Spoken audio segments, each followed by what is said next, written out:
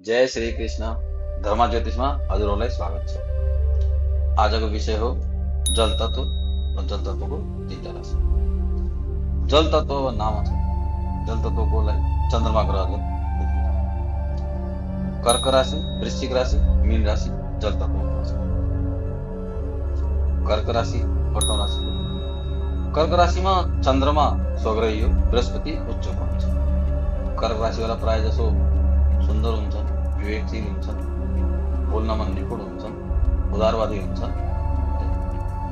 यिनीहरूको अलिकति कमजोर पक्ष भनेको यिनीहरूको प्रेम सम्बन्ध त्यति राम्रो हुन्न। वैवाहिक जीवनको लागि पनि यिनीहरूको चिना एकदम मिलाउन पर्छ। शिवजीको निरन्तर उपासना गर्न पर्छ।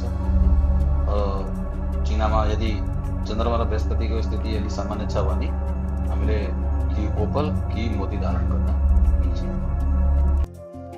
दोस्रो हाम्रो राशि हो वृश्चिक राशि। वृश्चिक राशिमा चन्द्रमा निजको हुन्छ, मङ्गल उसमा स्वग्रही।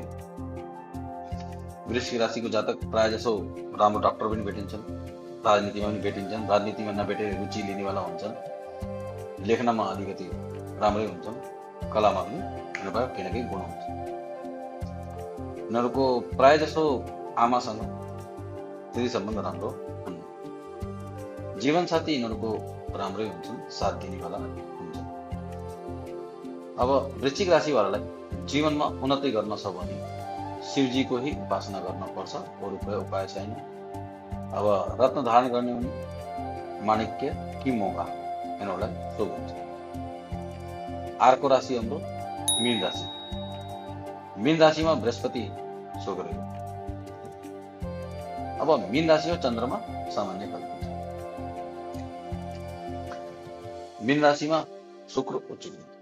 यिनीहरू ज्ञान, ग्ल्यामरस लाइफहरू मतलब यिनीहरूलाई ज्ञान, ग्ल्यामर लाइफ, एट्र्याक्टिभ त्यस्ता हुन्छन्। पर्सनालिटी यिनीहरूले एकदम राम्रो ही राख्छ। यिनीहरूको यो अवस्था जुन छ नि, यो अवस्थामा यिनीहरूको बिग्रिने चान्स अलिकति बढी हुन्छ।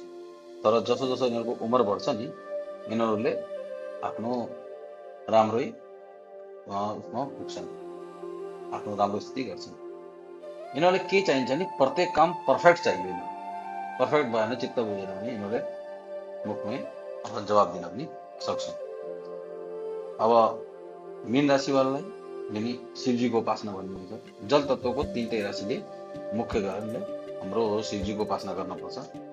रत्नमा मोती या पन्ना धारण गर्नु। अब हजुरको जल तत्वको कुन राशि हो कि कुन लगन हो यो देख्नुहोस्। चारै तत्वको मैले भिडियो बनाएर उनीहरूलाई दिइसकेँ।